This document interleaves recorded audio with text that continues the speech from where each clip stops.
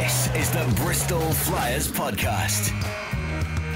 Welcome to the Bristol Flyers podcast presented by UWE Bristol, and this is our Bristol Flyers Supporters Club episode, the end of season awards episode. We are very shortly going to be joined by Sam Comley and Amy Atkinson of the Bristol Flyers Supporters Club. But first of all, Sam, I've got to give some congratulations to you because I think this is the last time we spoke. You are now working full-time at Bristol Sport. Yes, I've got a job here. We're actually in the Bristol Sport office right now as we speak, and I've got a job here. So I don't know. We're going to see a lot more of each other, I think, aren't we? Tell us more about your new role. Okay, so what I was doing before, I was doing a lot of guitar teaching and all the rest of it. But what I'm doing now is I'm something called a partnership account executive. Very fancy name. What it means is if you're one of our sponsors or one of our partners, I'm essentially going to be working with you day in, day out to make sure that all the things that you've been promised in your contract to be part of this sort of amazing organization, I'm going to sort of fulfill for you right now. Not right now, but throughout the season. So I'll be working with the Flyers, but mainly with the Bears as well, and with City men and City women, and Bears men and women as well. So a lot going on. Really excited about it. And thank you for the congratulations, Joel. Great stuff. Also have to give congratulations to the Leicester Riders. Of course, they ran out winners at the BBL playoff final, and what a game that was at the did you get a chance to watch much of it, Sam? I watched every second of it, and I was like, I was expecting London to do what they did to us, which is would just hit everything. And there was moments where like they didn't hit anything for ages, wasn't there? Yeah, there was. But they also took a big lead there at times. They had a 10-point lead once, I think in the first half and the second half as well. They were going to run away with it at one point. But Leicester Riders, I mean, you know, completing the treble in front of that massive record-breaking crowd at the O2.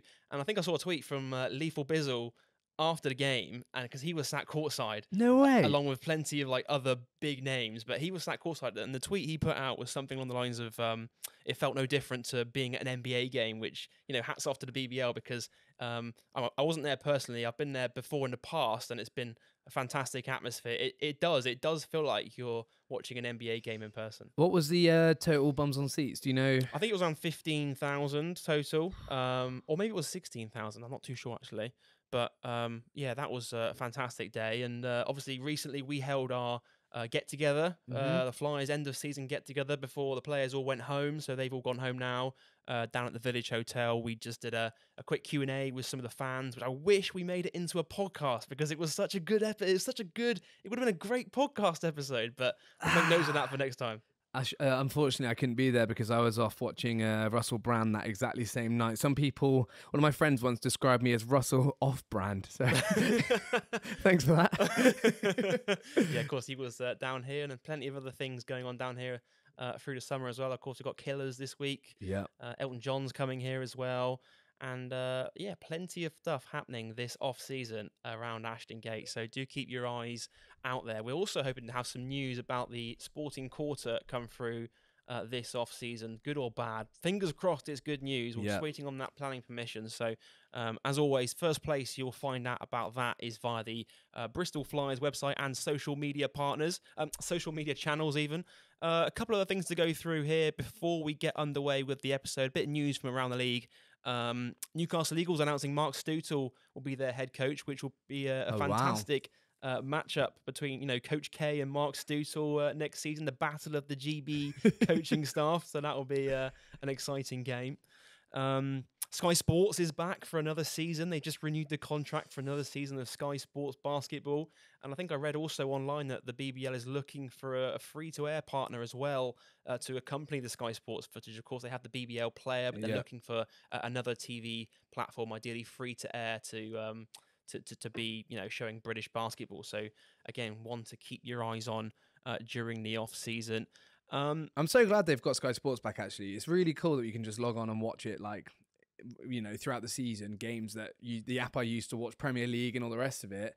Same for watching some BBL. I'm really, really excited about that. It's incredible. I think like the coverage that I have to give a massive shout out to Buzz16, and the whole crew that do the Sky Sports games. Nat Coombs, Kieran Achara, Drew Lasker, Mike Tuck, et al., the whole group of them, they do a fantastic job of bringing us, a game a week. I'd love to see more games on the Sky Sports platform. We'll have to wait and see if they can get us some more games going forward. Another bit of news, Kappa has been announced by the BBL as the official kit supplier for next season. So you see you tapping your Kappa hoodie there, Sam. There we go.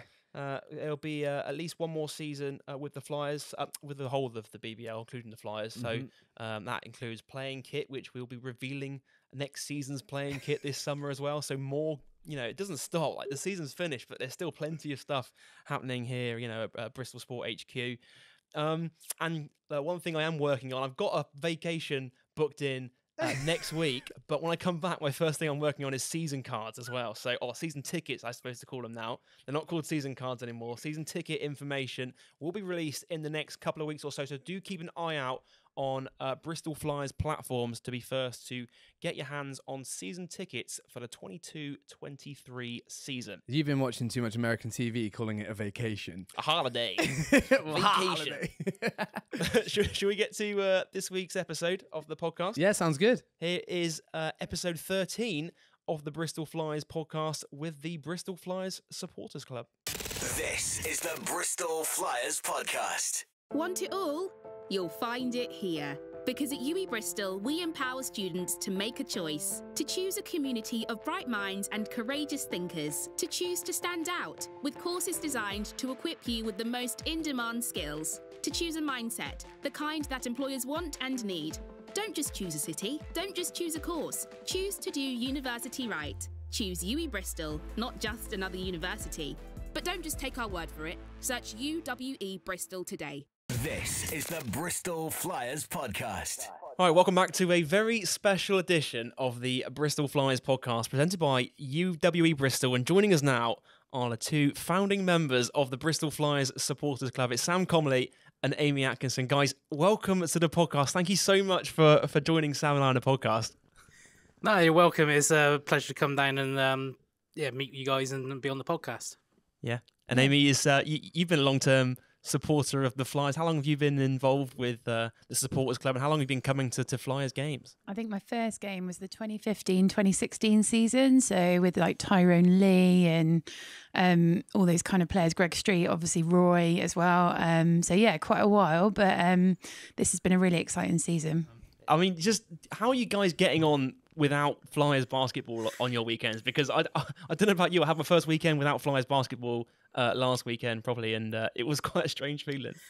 Well, I don't know. At the moment, for me, it's still recovering from the playoffs.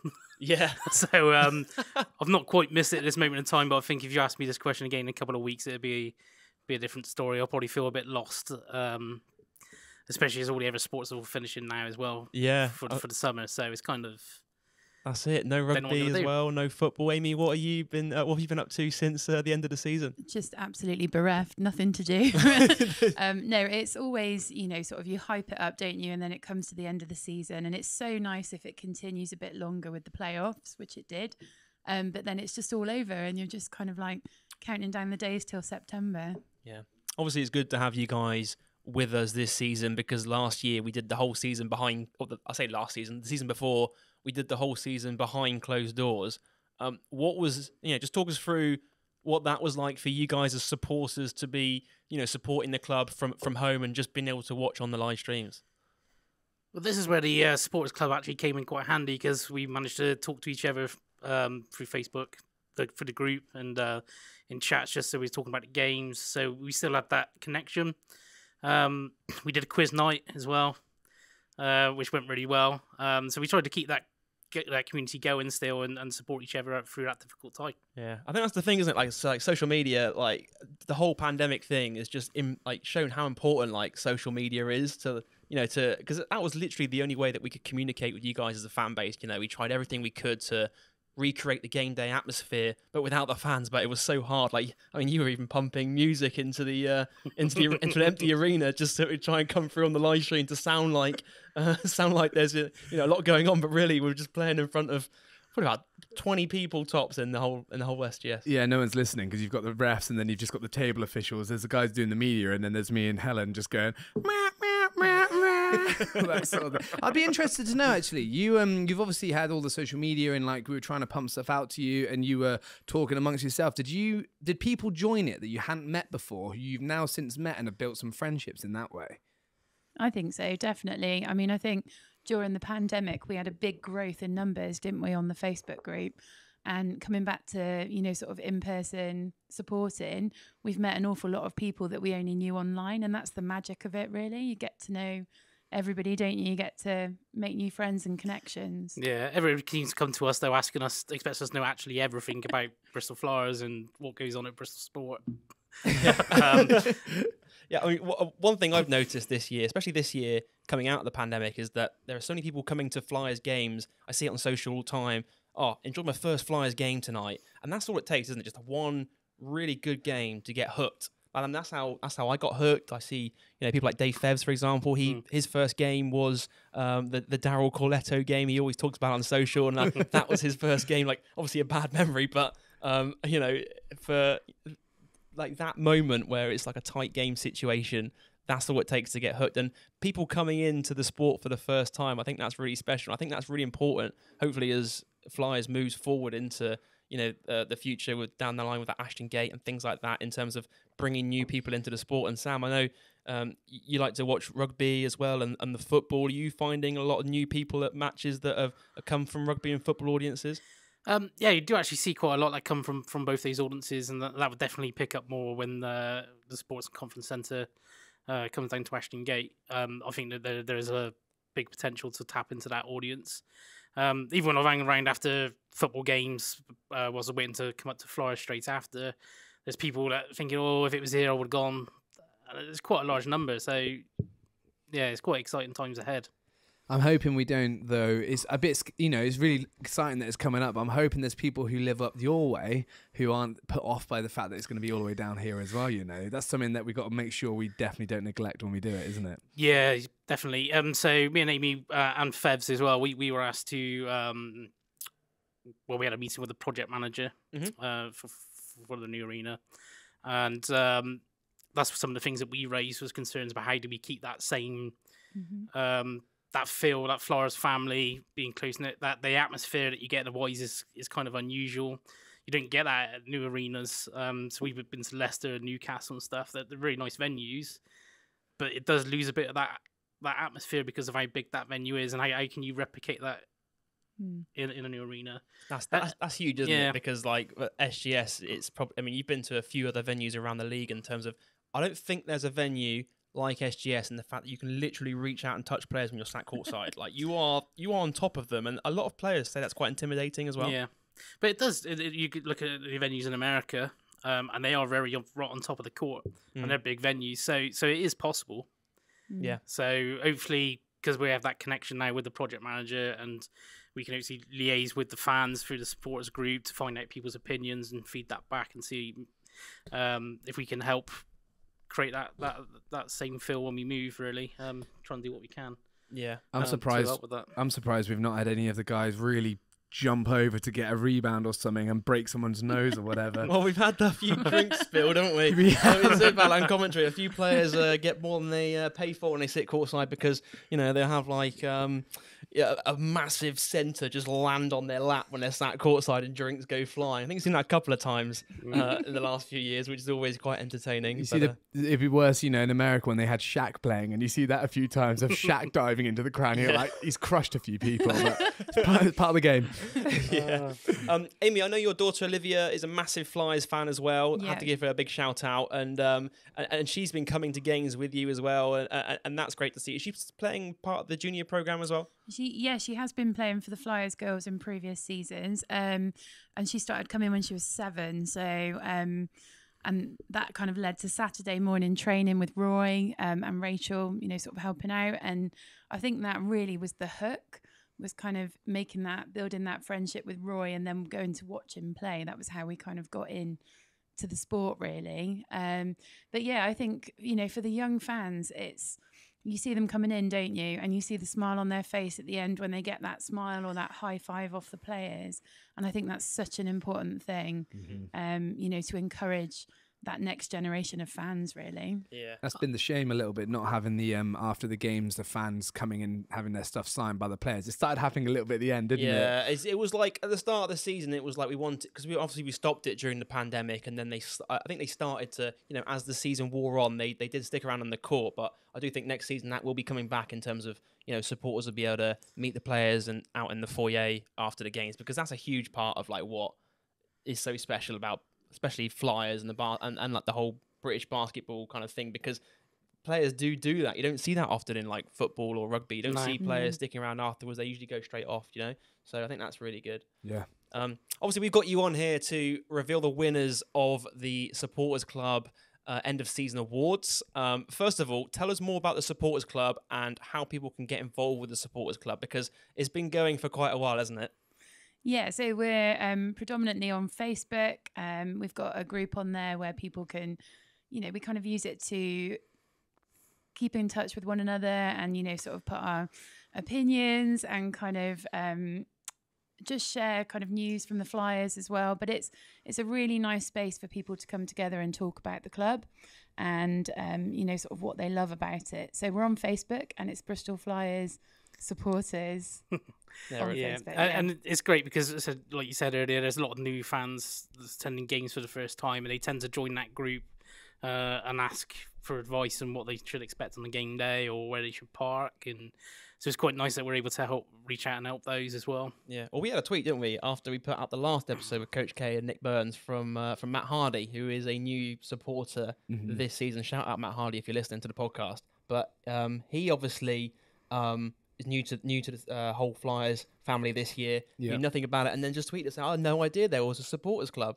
And so if he's listening, he can obviously join the group on Facebook and join in the conversation. I think what's also key to note about the supporters club, it's independent, isn't it? Like, although I don't know if you're part of the group or anything, but I'm in it purely just to see what's being talked about and feed info back. But I'm not really contributing and part of it as a member of staff. It's purely the conversations are organic. They come from fans, whether it's criticizing something, whether it's praising something. We're taking this feedback and as a club and then feeding it back to the relevant people to hopefully make your game day experience better. So that's what I think is so special about it, is that it's independently ran, but then we kind of work together on it as well. And that's also things like this podcast as well. Yeah, no, exactly that. And we've also used it to try and especially drum the support for like away games and stuff. I know typically there's not many fans, if any, that go to away games, but we try and do at least one game a year where we try and encourage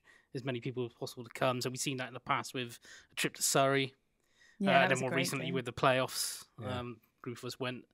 And it is quite a nice day out, and we have fun. I'm sure the players love it as well when they see that. Yeah. And you're looking to grow it as big as you can, like within the Flyers family, yeah?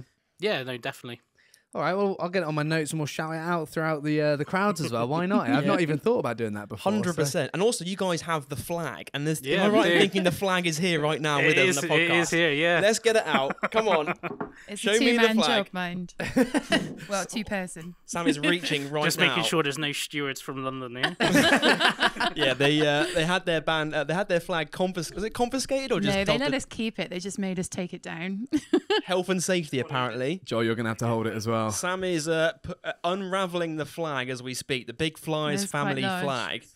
It's probably too big for this room. Here it I think comes. it would cover that whole wall. I'll take that corner here. Wow. If you're watching the video version of the podcast, you can see this flag in all its glory because it is unbelievably big, and it contains flags of the Flyers family, players past and present that have played for the club. And you guys put it up at every game, don't you? It goes up wherever you go, home and away. The flag comes with you, isn't it? Yes, it's definitely it's kind of taken on its own personality almost. It had its own seat on the train going up to London. So we kind of, we want to show our respect for the players, past and present, and, kind of recognise where they've come from as well. And it's been quite fun because it has been a conversation starter at the games and stuff. People asking which flags use which players, and Conversation about that. We've actually had a couple of the players ask for additions to the flag. Oh, Yeah. nice. Yeah. And you also said, I think you sent me a message quite recently saying you wanted to get some of the players to like sign them as well. Is that right? Yeah, so the idea going forward is hopefully we can get all the players to sign it for their flags and stuff, so we can just build that up over the years and have that piece of history, really. 100%. The flag will just keep on growing. That wall will be covered in flags. That would be amazing. You Years said down just the then. line. You said just then it had its own seat on the way up to London. Yeah. So Yeah. does that mean the supporter club's paying you well that you can afford another train seat? Yeah. Luckily, it was a quiet train. Sam, before we get started with these awards, I have to cover this Yeah. one thing off. It's spoken about highly in the Bristol Sport office that you are the first ever triple season card holder across Flyers, Bristol City and Bristol Bears. Is that correct? That is correct, yeah. I know I've been that for, I don't know now, how many, is it 5 or 6 years now? Actually, probably longer than that. I can't remember because COVID's confused me a little bit with the numbers. Yeah, I mean, it's been the stuff of legends around the office. Jake McGrath in the office always comes over to us. We told him we're having you on the podcast, and he's like you're a celebrity. It's the most excited I've ever seen him when we said he on the podcast. He's like, really? No. So what happens when a Flyers game clashes with City and Bears? Which game takes priority? It changes all the time depending on the importance of the games for the football and the rugby. So with the football, I take my nephews because they're really into football. So sometimes that has to take priority. It's very rare that football will clash with basketball. Rugby is probably the one that probably clashes a bit more because being on a Friday night, most of the games this season, it's very difficult. So it's a bit hit and miss depending on the game really. But I'll probably enjoy the basketball the most. Yeah. In terms of that family feel. The atmosphere at every single sport is completely different. Yeah. So even the football and the rugby are completely different from each other. But the basketball's the only one that you feel that part of that family community. Yeah. That is the right answer for the Bristol Flyers podcast. He was on the Bears podcast the other day and said the Bears. So. Of course. Well, we don't have anyone. Obviously, you're a triple season card holder for across our men's teams. Yeah. We don't have anyone who is a quadruple season card holder across any of our women's teams across the Bristol Sport Group. You have the option to go up to 5 if you wanted to back every club at Bristol Sport. Is that something you'd be interested in at all, or is that? To be fair, it is very tempting. I have considered it a couple of times. And hopefully when we're down at the Sporting Quarter down at Ashton Gate and we bring the women's team, Flyers team, into the Bristol Sport Group, then hopefully that could even go up to 6. So. Yeah, so well, probably not surprising, but I do follow a lot of other sport as well, outside of rugby and football and basketball. Quite a big American football fan, so I normally go to the NFL games when they're in London. Amazing. I've had season tickets for that as well. Like ice hockey, but not been able to get to many games now. They come back to Bristol as well. So most of my time is sport, which probably don't go down too well with my partner, but it does keep me happy. So Great stuff. Should we get on with these awards? Yeah. yeah, of course. Right, let's get down to business. We invited you guys onto the podcast to reveal the winners of your votes. You've been putting out a poll on in the supporters group. We shared it on socials as well, so everyone's got involved and voted on their winners. We've got 5 awards to go through. Sam, do you want to go through the awards we've got to hand out? Yeah. Well, I say hand out. There's not actually a physical award, but you do get a shout out on the podcast, which is invaluable, and you do get a social media graphic made, which will be going out after this episode of the podcast airs. So do look out for that on socials. And they can give themselves a pat on the back as well. There we go. Yeah, there we go. So the categories are, we have, number 1, we have Player of the Year. Okay, we also have Most Improved Player, and that's from the start to the end of this season. I think sometimes people think about like over their whole career, but often we only have people for 1 or 2 seasons, so that doesn't really count. So yeah, from the start to the end of the season, we have Defensive Player of the Year, we've got the 6th Man of the Year, and finally the Champagne Moment, which is, the best moment highlight of the 21-22 season. So they are the categories. Sam's got his soundboard at the ready, so we're going to try this and see if it works. And if it doesn't work, we're just going to roll with it anyway. Which one should we do? Should we test one with the one that I find my favourite, but everyone finds really weird? Go on, let's hear it. Oh, baby, I triple! Oh, yeah! That's the sound we play when someone plays a 3-pointer after a while. And I don't know, we love it. That's the Josh Rogers sound, right? He's taken over that sound. He's been unbelievable. I love it. Right, let's get to the first award. We'll start with the Most Improved Player of the Year award. This award was voted for by the fans as the player, as we say, who showed the most improvement from the start to the end of the season. Lots of people could have won this award because so many players improved, right?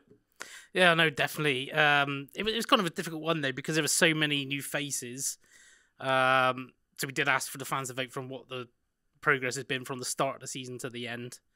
There was quite a lot of different people, well, a lot of different votes for many different players. So it was kind of a close one. This one. Have we got a top 3 for this one, or is it going to be? Are we just going to reveal the winner? We're just going to reveal the winner for this one. Straight up winner on this one. Should we get Amy? Do you want to do the honors? Yeah. The winner of the Most Improved Player of the Year, as voted for by the Bristol Flyers Supporters Club, is Corey Samuel. Corey Samuel!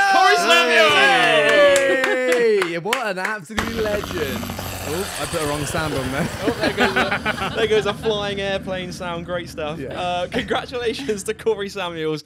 He was named the Supporters Club Most Improved Player for the 2021-22 season. Of course, returning to the club after coming through the junior pathway. Amy, you obviously work at the college. You see him around the college. He's a guy that's come through the whole system. It's such a great story, isn't it? Yeah, we're really proud of him at SGS.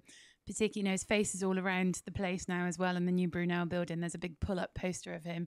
And I think he's such an inspiration to those coming through the academy and the junior programme to see somebody on the court who's actually done just that and is now playing for the BBL team. I think is amazing, really. Yeah, and Sam, he was like a role player on a team. His numbers don't reflect what impact he had on the team because he was a guy who could come on, bring that energy, and we've seen him step up. He had a couple of starts this season as well when key players were injured in the rotation. I think particularly that game on Sky Sports, wasn't it? That game away at Sheffield Sharks where he really stepped up. He had like 10 points, 5 rebounds, 4 assists in that game. Again, he also had a great game against Leicester in the trophy. First game he came on and made a big difference there. I think that's when obviously Miller was missing for that game as well.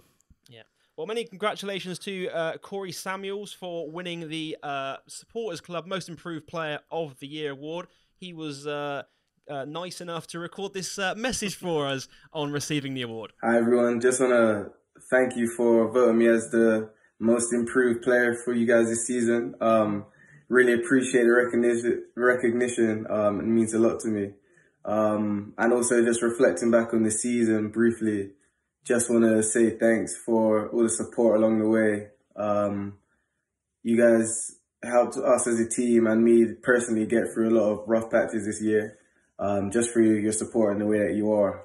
So yeah, I just want to say thanks for that and can't wait for next season. So Corey Samuels there kind of teased he might be coming back next season. I don't know if he did that. I don't know if he did that on purpose, but he's like, can't wait for next season. Read into that what you will. My favourite, I must say, my favourite moment. Not that it was necessarily a big part of the game, but he had that huge 2-footed dunk that he did on the game. Oh yeah. And Steve Dever, I'm going to give him credit on this. He labelled him Corey Slamuels. Nice. Yeah, he literally sent me. I was on commentary for that game. He sent me a message during the game saying Corey Slamuels.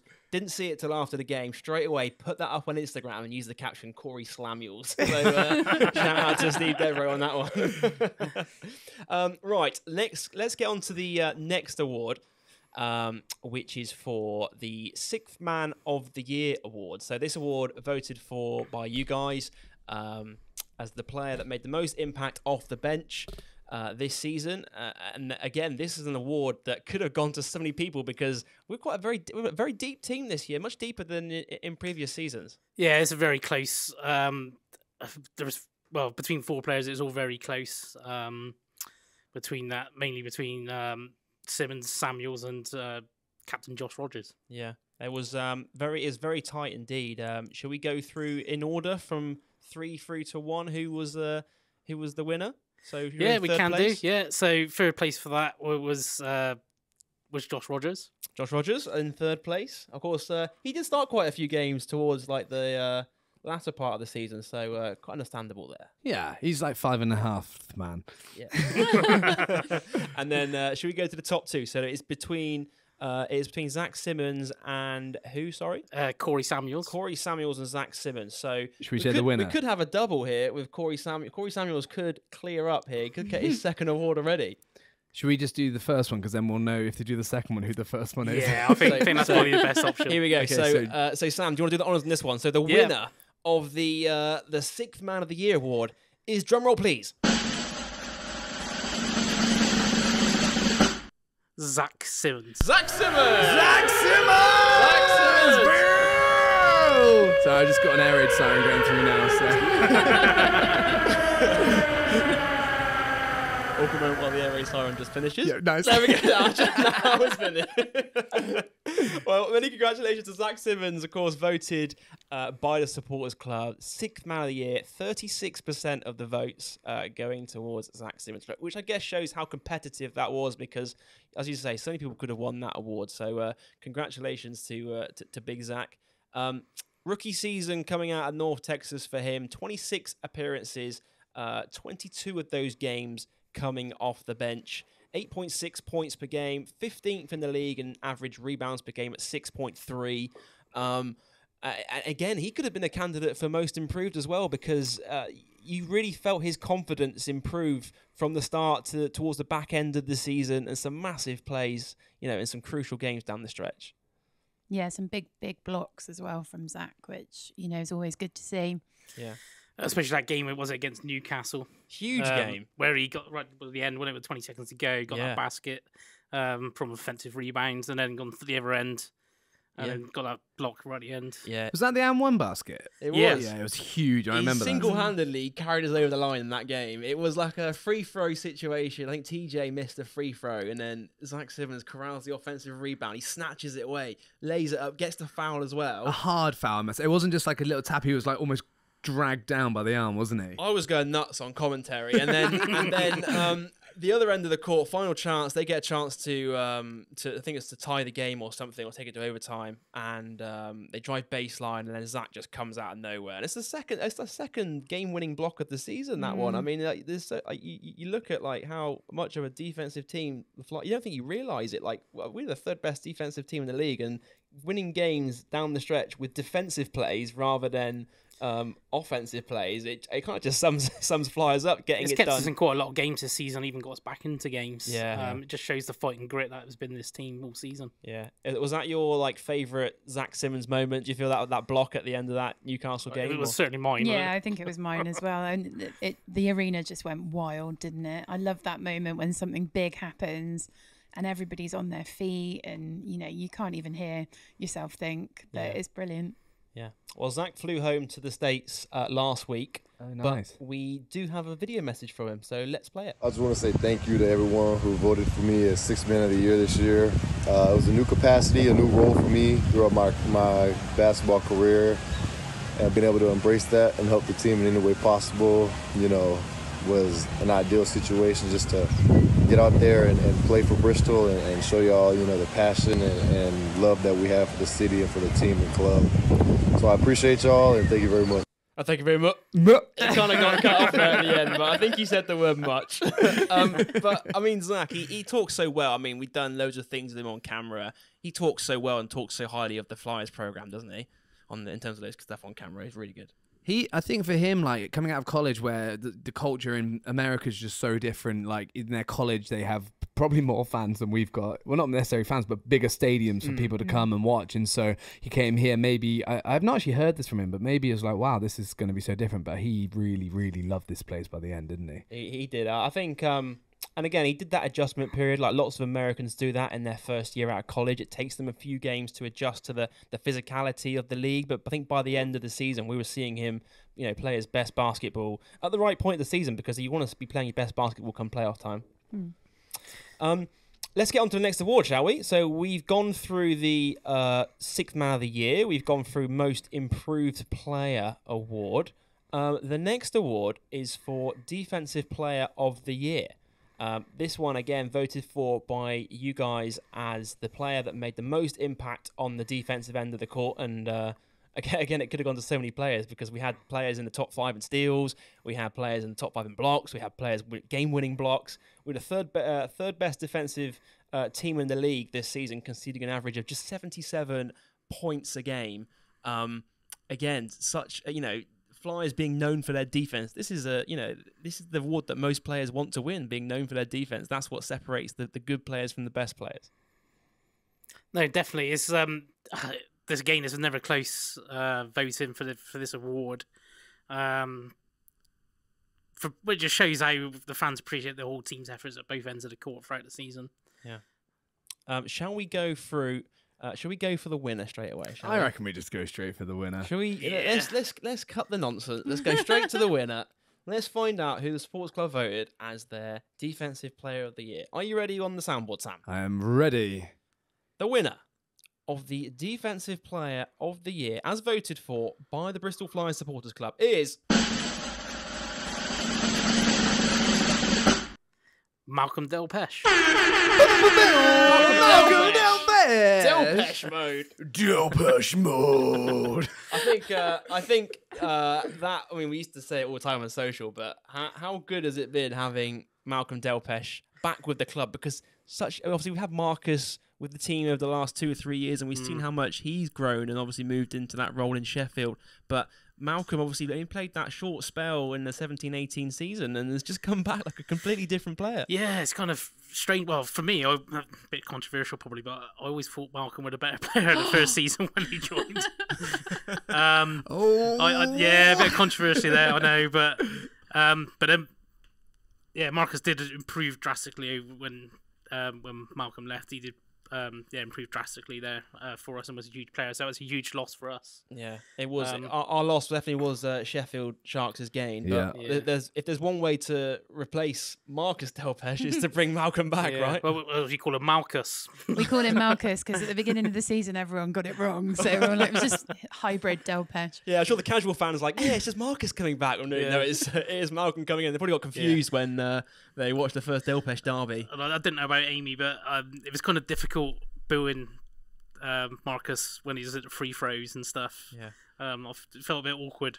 Yeah, it did. And I think this season Malcolm is such a presence under the net. Whenever he's under that net, and those rebounds are happening, I think he must be. I don't know if you would ask other players from other teams, but I would imagine that he would be the one that they most revere, kind of going up against underneath the net. Yeah. Tell you one thing I won't miss though about Marcus is his ugly free throw technique. I much prefer Malcolm at the line. I can't separate him much else, but that is one thing. No, that's true. Well, Malcolm obviously third in the league in rebounds, 7.6 rebounds per game. He also finished 7th in the league in block shots per game. Wow. Including probably the biggest block of the season in that second leg against Manchester Giants, which ultimately advanced us to the playoff semi-final. What an incredible block that was, by the way. Oh my! It was like so clean. You watch the video back; it's not even close, is it? It's like such a beautiful block. Yeah, you watch that Zack Simmons one against Newcastle. I know there's a bit of talk on social media about like, oh, did he catch the body and stuff as well? This one was all ball. And then went and threw it away at the end. Yeah, we were talking about the last episode of the podcast, but luckily we still went out and won the game, so it's all good in the end. Again, Malcolm could have been like I know the most improved player of the year award was from start to the end of the season, but we did briefly speak about his improvement from his first spell to the second spell. Could have easily been most improved as well, right? Oh, definitely, 100%. Yeah, totally agree. Yeah. Well, Malcolm couldn't join us here on the podcast because he's gone home, but he did have time to leave us this short message. Hello, Bristol Flyers Supporters Club. I just want to thank you for your nomination for the Defensive Player of the Year award. I think the saying goes, offense wins games, defense wins championships. And although we didn't win a championship this season, it's still nice to be acknowledged and I guess rewarded for one's defensive efforts. I do believe I try my best to be a defensively minded basketball player. And, in 2017 for my college, I won the NESCAC Defensive Player of the Year award as well. And so it's nice to see, refreshing to see a little bit of carryover in my game as I progress into the pro. But yeah, thankful for this consideration and this nomination. Really appreciative. Well, some great words there from Malcolm Delpesh. Of course, we're actually recording this without him sending us the message. At the time of the podcast going out, we will have the message put into the podcast. But right now, we don't know what he said, but I'm sure he said something great. Yeah. A true wordsmith. This is when he's been like, I hated my time there. I don't ever want to come back. But some great words from Malcolm, of course. Shall we get on to the penultimate award? We'll go on to the Champagne Moment of the Year award. This one as voted for by us. It was an open-ended question in the survey, wasn't it? It certainly was. So there wasn't like an option for like you can vote for this moment or this moment. So I imagine you got a lot of different things come through in this. Yeah, survey. we had all sorts. It was quite funny. So some of the ones that caught my eye really was anything Trajan did. Very justifiable. Trajan's sportsmanship is simply unmatched. Oh, there's another one. Malcolm be a Malcolm. I don't know what's meant by that. So some good moments of the season there. And one person even said the defeat to the Patriots. So I'm guessing that's when the bench got ejected. But I'm not sure. I'm not sure whether that'd be a champagne moment. It was kind of an exciting moment, an interesting one. But that was the eventful moment. If there was an award for most controversial moment of the season, I think that one would be top of the list. Of the whole of the BBL season. That was a very interesting game. Have we got any more? What else did you have come through on the survey? So one that's mentioned a few times was fans being back at the Y's. Mm-hmm. So, obviously with COVID, we're there. So a lot of people that coming back was kind of a big deal for them. Even for me, I think that's what I put down. Yeah. Do you guys remember that like first game? I know we started off with limited fans and slowly sort of built our way back up, and it took a while, didn't it, to build up? to that atmosphere? It took a good 5 or 6 games really for it to build back properly. Especially with the players being at the beginning being the opposite side of the court. Yeah. People didn't really know what they should be doing and a bit cautious around other people. It's very. Yeah, the first game back for me was quite emotional, really, because you didn't know if you were going to see that moment again. Yeah, exactly. I think you don't realise what you've got until you sort of lose it, and then all of a sudden having fans back. I know for us, it was quite an emotional moment for us as well, really, because just doing your job behind closed doors, it was nowhere near as fun. No. We weren't enjoying it. Like, we were getting through it. Like, it was such a tough time for everyone, but having that first game back with fans, I got very emotional after that game. Just being back and just hearing everyone enjoying themselves after that whole year behind closed doors and everyone having to support from home. Just having everyone back, it was a great moment, wasn't it? What else have you got on the list? We've also got beating Leicester in the first round of the trophy. I think that was a big moment. Leicester are always a formidable opponent, so. To beat them, I think, was a particular highlight. The Leicester games are always kind of interesting. Yeah. Because obviously Leicester being such a big team in BBL and quite dominant, to get any result against them is kind of a huge deal for us. Yeah. Oh, we actually matched up really well against Leicester this year. I think there was only there's one game we lost them by 20, but everything else apart from that, and that was the week after we beat them in the trophy, but everything else was by 3 points or less or something. I think the stats 3 points or less the rest of those games. So even that Sky game was really close as well at their place. So the away game, no, that was a really great game. Yeah. You actually went to that one, didn't you? I ended up maybe sat next to Marcus Evans, which was the best. Oh yeah, of course, because he had to set the one game suspension. Season. And actually, it was so interesting to see. He was like, sort of his hand on his head and kind of like can't watch. And I said, like, that's how we feel, on a weekly basis, just nervous. Yeah. Speaking of Marcus and of Leicester, one of my favourite moments, which I'm not sure many people remember, but I mean, I'm sure lots will, but they're Gino Crandall, one of the best players I've ever seen live. And Marcus does that behind the back crossover. It was at home. Do you remember that? I remember. I remember exactly. And I saw it live, and I was just like, "That is sick." And on the replays, it looks so good. So. Oh yeah, unbelievable! That was a great moment as well. And also to be, Leicester won the treble, so that was the one trophy that they were denied of, and they were denied of it by the Flyers in the first round. So they weren't happy about that loss, were they? They weren't. We played them a week later, and they blew us out by 20. So I think that kind of sums up how they were feeling. But I think the Leicester fans actually admired what we've done with Flyers, basically. And I think we took a lot of inspiration from them because they've got a really strong supporters club. Yeah. And going up there to an away game, they've got, the supporters club on site and kind of, they're really welcoming, which is lovely. Yeah, I It's think that's nice how to it started see. for us, actually, going back off topic a little bit. But yeah, we went up for the playoffs in 2017. Yeah. The semi-final, and then I said talking to their supporters group and stuff and what they do. I think that's what gave us the inspiration to start up the group. That's amazing. And look at that! A few years down the line, we're growing at a rapid rate, and growth to come in the future as well. It's amazing. What is the current number as we speak on Facebook or whatever? Do we know? I don't know off the top of my head. I can look it up while we're chatting. Amy's going to have a quick check on Gonna her have a phone quick right look. now.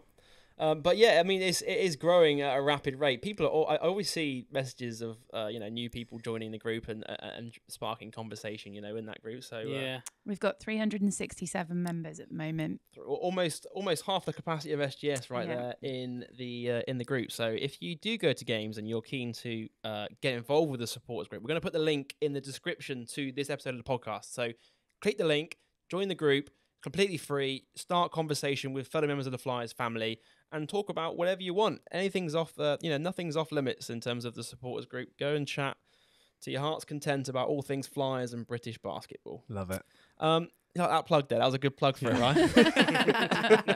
He's reading that off a script. Where are we? Oh yeah, champagne moment. Okay, let's get to the winner of the champagne. I think this is quite a straightforward one, isn't it? But shall we do the drum roll anyway? Okay. And the winner of the champagne moment is...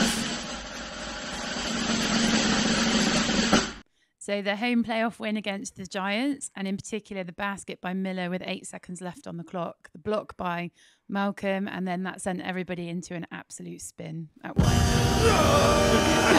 You absolute bedlam! To the train, big drive noise. I love it. Yeah. That game was unbelievable. I don't think I've ever heard SGS that loud. And we had we spoke about it with Andreas and Nick in the last episode of the podcast, but we had a very similar situation in 2018 with the Newcastle game in the playoffs and having to come back from 11 points down. But we did it throughout the course of the game in that Newcastle game. But for that Manchester game this season, first of all, Mike Miller to get that incredible shot, a really tough shot he made, turnaround fadeaway, and then for Malcolm to come out of nowhere with that game-winning block. Essentially, you're getting 2 game-winning moments in one game, and I think that's, for me, what makes it my favourite Flyers moment of all time is that it was 2 game-winning moments within quick succession of one another. And it's the whole chasing, you're 30. What was it? 14 points. It was like 12, wasn't it? Was it 12? It's 12 points. Oh, we but won by 14. won Yeah. by 14, But but the 12 points, I wish what they did is on the screen started the game 0 to Flyers, 12 to Magic, to Manchester, and then what would happen is we could then see actually what's going on. And you're always doing maths to make sure you know what's going on. It's just not. It just feels a bit wrong, doesn't it? So we spoke about this before. I've spoken to Owen, the table officials, and they can't do the scoreboard different to what the live stats is saying, so they have to keep both the same. However, on the Sky games, I don't know if you watched the Sky games, they did do the score in the game, and then in brackets they did do the aggregate running score, which we probably should have done for Flyers TV as well. It's probably something we want to incorporate, if they keep that aggregate format. But that's something that would be good for us to do on Flyers TV. Yeah, but I for the think, fans, they don't know what's going on. Yeah, true. I know a lot of people. I imagine, were you getting many people asking what was going on, or did everyone sort of know the situation? I think I remember at half time going to get a drink or whatever, and quite a few people kind of going, so what's the deal? Why don't we win if we win? And I was like, wow, it doesn't really work like that, So it was, I think and also if that was your first game, which quite a few people were there for the first time, what an absolute game to go to. Yeah, incredible. I as much as people talk about the aggregate system, how much they hate it, how much you want to have a 3-game series like the NBA, you would not have got that situation if it wasn't for aggregate basketball. So, I mean, for me, I prefer a 3-game series. I'll put it on record. That's what I'd much rather, because it's similar to the NBA. It's no one's doing maths, especially on commentary. If you've got to do maths when you commentate and then you go down by 12 points and you've trying to do, and I'm not good at maths, so it can be a bit awkward. But I'd much rather go to the 3-game series. But you wouldn't have got that moment if it wasn't for aggregate basketball. So I guess there's different positives to both sides of it. Do you know why we only do 2 games rather than a 3-game aggregate? What do you reckon? Any ideas? No Never clue. really thought about it. No. The reason is because unfortunately, at the moment, the infrastructure in the league means that there are teams that don't have their own like stadium or arena or whatever, and so to book it in last second at, say, the Pavilion or whatever for Plymouth or wherever it is, they just don't have the capacity to fit them in. So they unfortunately have to know what the games are going to be like a few weeks in advance or whatever. Yeah. So hopefully down the line, I mean, they were going to do it for the COVID year before, like the cup final year. We made the cup final. That 2020 season, they were going to do aggregate three-legged series for the playoffs, so like just best of 3 games, and then we never got to see it because the season got cancelled. Oh yeah. So hopefully they do. I mean, obviously there's new ownership in the league now and stuff, so hopefully they do consider that again. I'd like to see it. I'm sure a lot of people would like to see it.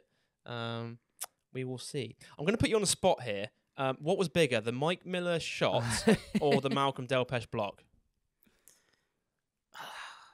It's got to be the block, I suppose. I totally agree. Yeah. Yeah, when the ball got turned over, he was fearing the worst, really. Well, it was. I think because that was the final moment of the game, and also, I mean, he had literally an open lane to the basket, and there was a moment. I mean, I wasn't on commentary for that game, and luckily I wasn't because I was going absolutely crazy. I was doing social media right next to John Hobbs on the commentary. Oh, nice. Yeah. But literally, I thought the game was over for a second. I thought he was going to get a layup. I thought we were going to go to overtime. And then literally out of nowhere, the biggest block I've seen, I went absolutely crazy. And I was just watching the game. And I was like, I just suddenly switched into fan mode there. I'm in two minds because I think, like, realistically, the moment was bigger. But as someone who I play a little bit, and the move that Miller did is really, really hard. And he turned around and it dropped perfectly, teardrop through that hoop, like just glimpsing a second of the net. Yeah. So the block, I'd say, was bigger, but I'd say the shot was harder. Yeah. And you have to believe me when I say, because I know you weren't there for that game, because stop bringing it up. But that was the one game that Sam missed on the PA. But that was probably the loudest pop I've ever heard. I mean, there's a few pops I've heard at the SGS. Those two plays, in terms of like crowd sudden rushes of like noise, and there's also that Jordan Davis 3-pointer back in 2018 during that playoff game. But I think I can't call it between the Miller shot and that Delpesh block, to be honest with you. I think they're both massive plays. Yeah. We're on to the last one, are we? Oh yeah, let's get on to it, shall we? We've gone through the every award. We're on to the main event now. The meat to our roast dinner of awards we've got here. It is time for the Player of the Year award, the Supporters Club Player of the Year award, which of course is voted for by the fans as most valuable player of the season. Who wants to run us through the nominees or the top 3? Yeah, I can run you through the top 3. Worth saying first, though, every player had some votes, which was great to see, really. So it showed that there's certainly been a lot of love for the entire squad this season. Everyone had their moment, didn't they? Whether it's Zack winning the game with a block, whether it's Mike Miller coming back from injury and making that game win in the playoffs. And whether it's Marcus Evans posting a game high points, like everyone had their moments throughout the season. So I don't envy your job of trying to pick a winner out of the whole lot, because it's really tough. Yeah, it'd be difficult. So we did quite a lot of votes where we had nearly 550 votes. Wow. Oh my goodness. I should have mentioned that at the beginning, really. But so it was quite a lot of people voted for this. So shall we go through who was in third place? So in third place are we doing drum roll for this one, or should we do? We'll just do drum. Well, it's hard to do third place because you want to do third place, then first place, and second. So, no, we haven't said who they are yet, have we? No, we can go third place. Yeah, we can do third, second. Because there's no nominees, so we can go third place here. You got me. Sorry, I was getting nervous. Who was in third place? So in third place was Mike Miller. Oh, Mike Miller, yeah. It's a shame. I think he missed such a large amount of the season. It's tough to make him Player of the Year by missing that much. But you've got to think if Mike had played a full season, I think, and some people have spoke about it as well on social media, that if we had a full strength team for the majority of the season, we finished top 4, but you could be only looking upwards from there if we had a full strength squad. Yeah, especially because that February was not a very good month for us, was it? Yeah. In terms of results. We're actually not allowed to bring up February on this podcast. So January, March. Okay, so Mike Miller in third place. What percentage of the votes do you know what percentage Mike I got? don't know what percentage. Yeah. No. So, shall we go to second place? Yeah. Do you want to do second place? Yeah. So second place was Marcus Evans. Yeah, Marcus Evans. I love Marcus. I think he's probably one of the best players I've ever seen in our whole squad. In terms of point guards, in terms of Flyers point guards, we've seen so many good point guards over the years, but I mean Marcus has got to be right up there with some of our best point guards we've seen. He controlled the game from start to finish. He was always top of other team scouting reports, getting players involved as well, and being able to score at will. I mean, he'd have games where he'd just go off for 20+ points, and he could do it off like it was nothing. He made it look so easy. One criticism: he fouled too much.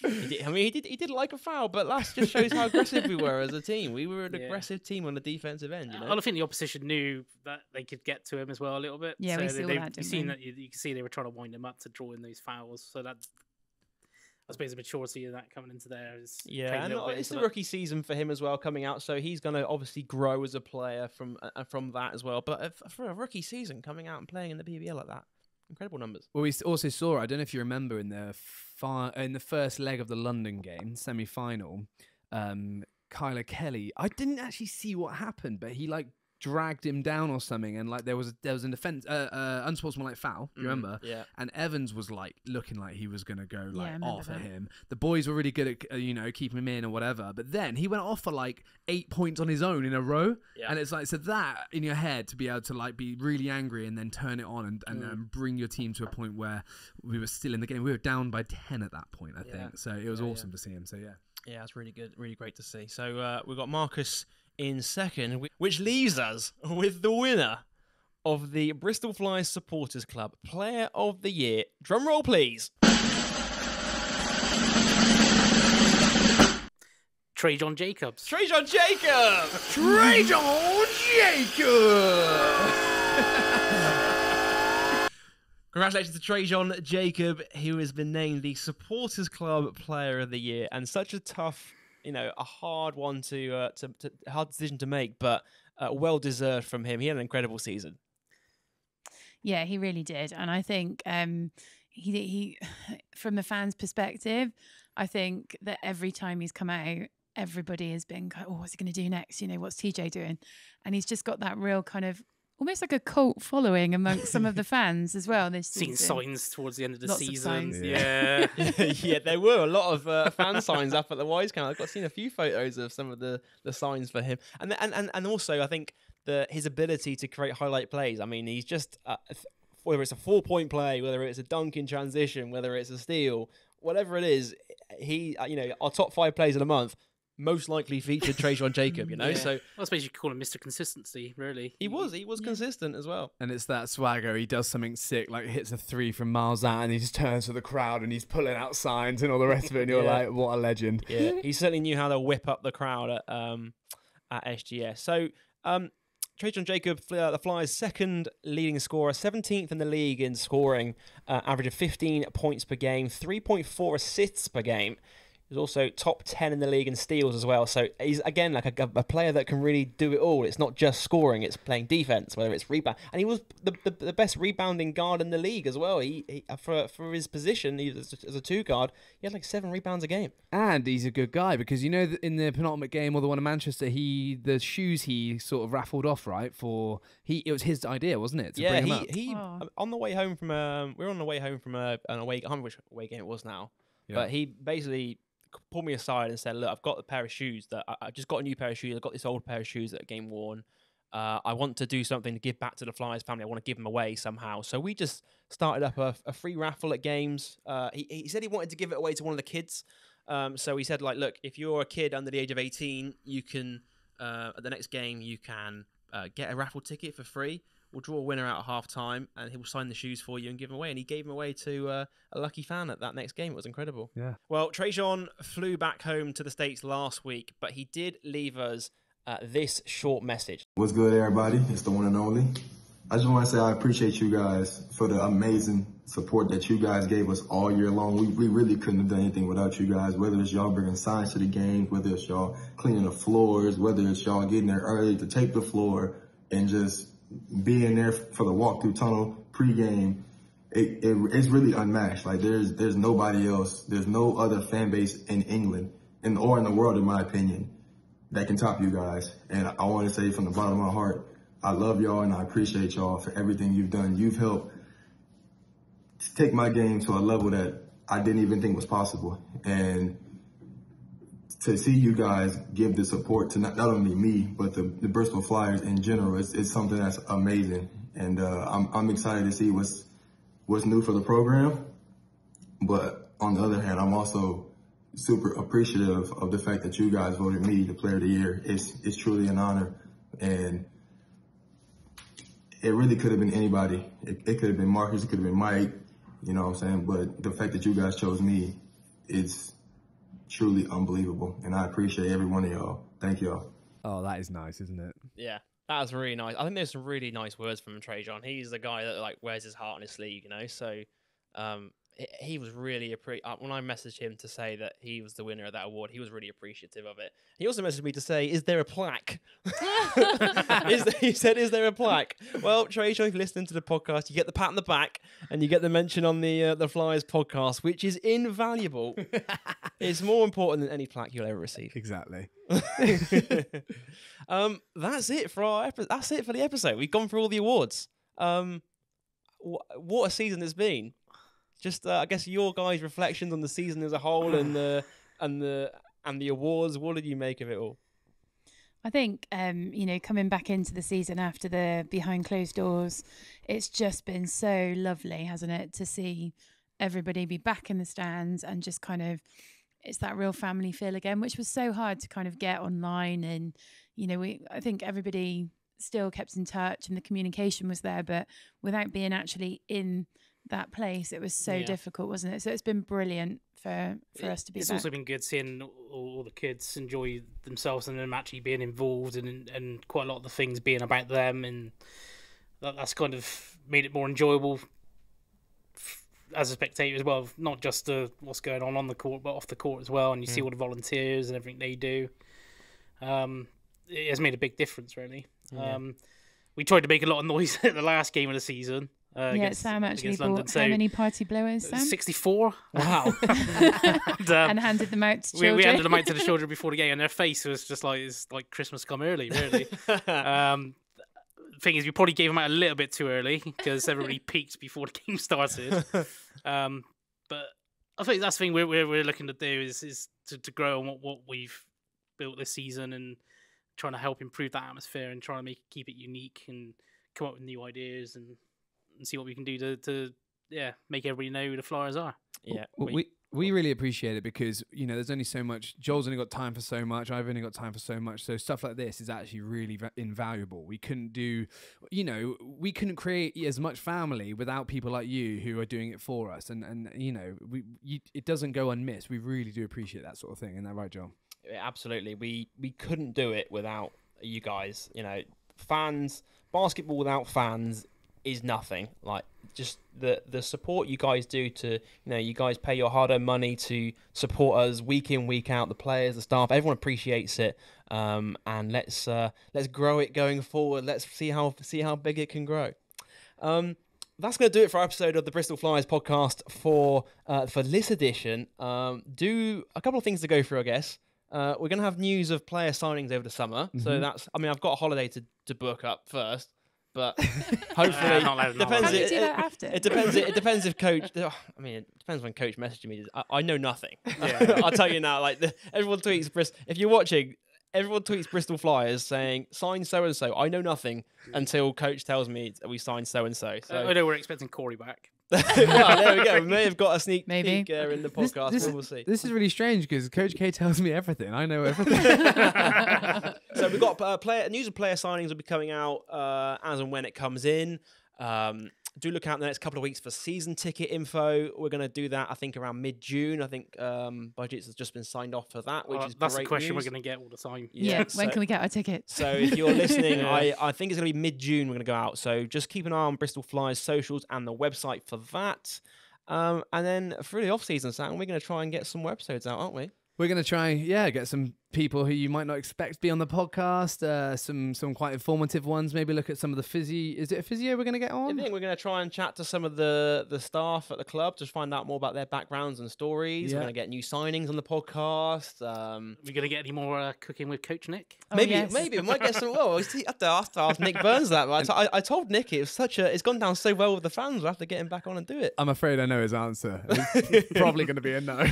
we are going to try and get some club legends on the podcast as well. So see what they're up to now. Some former players. So that should be really interesting. And we're going to try and keep the podcast rolling through the summer now because everyone's keen to get Flyers basketball back. So we're going to try and give you your fix of Flyers through the summer. But as for now, thank you for joining us, and we will speak to you soon.